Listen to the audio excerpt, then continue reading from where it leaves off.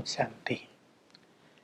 11 अगस्त आज बाप दादा कह रहे हैं, तुम कितने लक्की हो, यहाँ बाप के सम्मुख बैठकर ज्ञान सुन रहे हो। सम्मुख सुनने में बहुत आनंद आता है, क्योंकि सम्मुख सुनते हुए बाबा के वाइब्रेशंस भी मिलते हैं। जिन्होंने सम्मुख सुना है, चाहे साकार में चाहे अव्यक्त में, वे उस आनंद से परिचित हैं। तुम जब बाहर मुरली सुनते हो तो उसमें कम आनंद आता है। उन्होंने तो श्री कृष्ण दिखा दिया वृंदावन मथुरा में, गोप गोपियों के साथ थे। बात भगवान की है, तुम गोप गोपियां साथ हो। मैं तुम्हें संपूर्ण ज्ञान दे रहा हूँ। ये दुखों की दुनिया अब जाने वाली है, जाएगी तो जरूर। जैसे दिन के बाद रात, रात के बाद दिन आता है, दुखों की दुनिया के बाद सुखों की दुनिया आएगी। तो ये दुखों की दुनिया समाप्त हो जाएगी। अब मैं तुम्हें लाइट हाउस बना दिया है। तुम्हारे पास संपूर्ण ज्ञान है। तुम सबको रास्ता दिखा रहे हो, सुख धाम और शांति धाम का।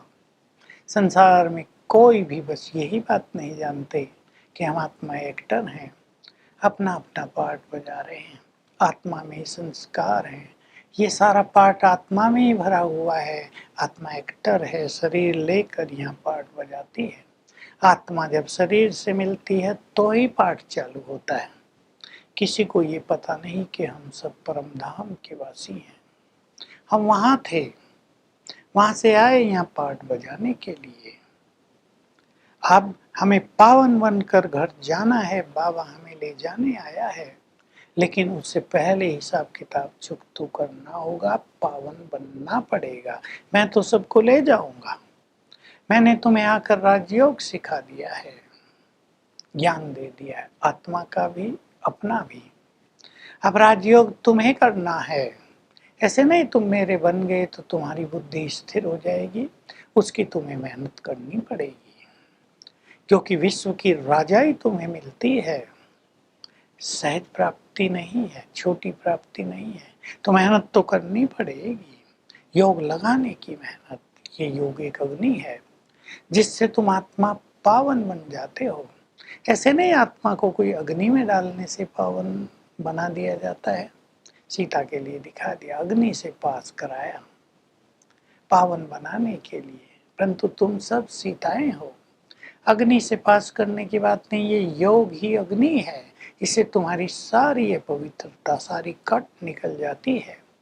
तुम पावन बनते जाते हो और पावन बनना तुम्हारा इम्पोर्टेंट लक्ष्य है। तो ये दुखों की दुनिया समाप्त हो जाएगी और मैं तुम्हें ऐसी सुखों की राजधानी में ले चलता हूँ। अब ये बहुत ही सुंदर बात है, जहाँ तुम सभी बिना वजीर के राज्य करोगे। मंत्रणा देने वाले की जरूरत नहीं पड़ेगी। राय तो वो लेगा जिसको अपनी कम बुद्धि हो, जिसको कुछ समझ में ना आ रहा हो। लेकिन बाबा हमें ऐसी श्रीमत देते हैं, ज्ञान देते हैं, इतना बुद्धिमान बनाते हैं कि सतयुग में हमें किसी की राय लेने की जरूरत नहीं पड़ती। हम स्वयं बहुत बुद्धिमान हो जाते हैं, अपना सारा राज का कारोबार स्वयं चलाने लगते हैं। तो जितना हम बाबा की राय पे चलेंगे, शक्तिशाली बनेंगे, बुद्धिमान भी बनेंगे। ये बहुत ही अच्छी बात है। तो हम ऐसा अपने को बुद्धिमान बनाते चलें कि हमें पुरुषार्थ में भी और माया को जीतने में भी किसी की राय की ज़्यादा जरूरत न पड़े। भगवान रोज राय दे रहा है, श्रीमत दे रहा है, और उसमें मुख्य बात यही सिखा रहा है, तुम सब आत्माएं हो, आत्माभिमानी तुम्हें बनना है। तुम इस सृष्टि पर एक्टर हो। तुम सतयुग में आए थे, तुम्हारा पार्ट अविनाशी है। तुमने पार्ट बजाते बजाते तुम यहाँ आ गए। आत्मा की प्योरिटी की डिग्री कम होती आई, डिग्री कम तो होती आती है। लेकिन जब कोई भी आत्मा परम धाम से इस धरा पर आती है तो वो सुख में आती है, वो सतो प्रधान होती है। ये भी बहुत बड़ा राज है। जो आत्माएं कलयुग के अंत में अब आ रही हैं वो भी अपने हिसाब से बहुत श्रेष्ठ सतो प्रधान होती हैं। लेकिन बाबा कहते हैं दुखों की दुनिया में आना, उसकी वैल्यू ही क्या है। सबसे ज्यादा वैल्यू तो तुम्हारी है। तुम 2 युग अपार सुखों की दुनिया में रहते हो, विश्व पर राज करते हो, तुम मनुष्य देवता बन जाते हो। तुम्हारा ये जीवन ही बहुत मूल्यवान है।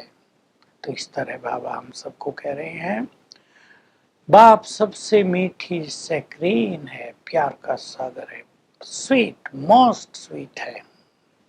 तुम्हें भी उसकी याद से बहुत स्वीट बनना है, सैक्रीन बन जाना, बहुत मीठे बन जाना है, क्योंकि देवता बहुत मीठे होते हैं। तुम तो देवता बनोगे तो बहुत मीठे बन जाओगे। तो बहुत इम्पोर्टेंट चीज है, हम मीठे बने, चेक कर ले अपने को। हम बाबा की श्रीमत पर चलकर उस प्यार के सागर से बुद्धि योग जोड़कर मीठे बनते जा रहे हैं। यह कड़वाहट हमारे अंदर है। अगर हम सत्य ज्ञान पाकर ऐसा सहज और सर्वश्रेष्ठ योग सीखकर भी स्वीट नहीं बने, नम्रचित्त नहीं बने, क्रोध की कड़वाहट रह गई, तो हमें ज्ञानी कौन मानेगा, हमें लाइट हाउस कौन मानेगा। बाबा ने तो कहा तुम्हें तो सारे संसार को राह दिखानी है, दुखों से छूटने का मार्ग दिखाना है। तुम ही दिखा सकते हो, क्योंकि तुम्हें ही बाप टीचर सदगुरु मिला है, और गुरु तो राह नहीं दिखा पा रहे हैं। एक मर जाता है, उसका छोटा बच्चा गद्दी पर बैठ जाता है, वो सदगति कैसे करेगा। तुम सदगति की राह दिखा रहे हो, तो तुम्हें सीखना है और सिखाना है कि हम अपनी बुद्धि को ऐसी डिवाइन और रिफाइन कैसे बनाएं। एक तो परम पिता से बुद्धि योग रखने से, दूसरा जो बाबा ने बहुत श्रेष्ठ ज्ञान दिया है इसका चिंतन करने से हमारी बुद्धि बहुत डिवाइन और रिफाइन होती जाती है, हमारा मार्ग सरल होता जाता है। वरदान है, सर्व की राय को रिगार्ड देकर सारे विश्व के द्वारा रिगार्ड पाने वाले बालक सो मालिक भाव। हम भगवान के बालक भी हैं और मालिक भी हैं उसकी संपदा के। हमारे पास संगठन होता है, एक दूसरे की राय ली जाती है, तो किसी की राय को तुरंत कट नहीं देना चाहिए, उसको सम्मान देते हुए बाद में उसकी राय पर विचार करना चाहिए या कुछ कहना चाहिए। अगर ऐसा संगठन में तुम सभी को रिगार्ड देते चलोगे तो विश्व से रिगार्ड पाने के अधिकारी बन जाओगे। तो बालक बनकर अपनी बात कहो, बालक बन जाओ, अधिकार प्राप्त करो, मालिक बनो, सर्व खजानों के मालिक बनकर राय दो, और राय जो फाइनल हो बालक बनकर उसे स्वीकार कर लो। स्लोगन है, मस्तक पर सदा स्मृति का तिलक लगा रहे, यही सच्चे सुहाग की निशानी है। तो आज हम अभ्यास करेंगे, सारा दिन आज का अभ्यास रहेगा कि बाप दादा को अपने सम्मुख देखेंगे। कभी हम सूक्ष्म वतन में जाएंगे, बाप दादा से दृष्टि लेंगे, फिर परम धाम में जाएंगे, ज्ञान सूर्य के सम्मुख बैठेंगे, नीचे आएंगे, बाप दादा का आह्वान करेंगे, फील करेंगे वो हमारे सामने आ गया है, दृष्टि दे रहे हैं। ये 3 ड्रिल दिन में 5-6 बार कर लेंगे तो बाबा के सम्मुख होने के, उनके वाइब्रेशंस ग्रहण करने के सुंदर अनुभव होंगे। ओम शांति।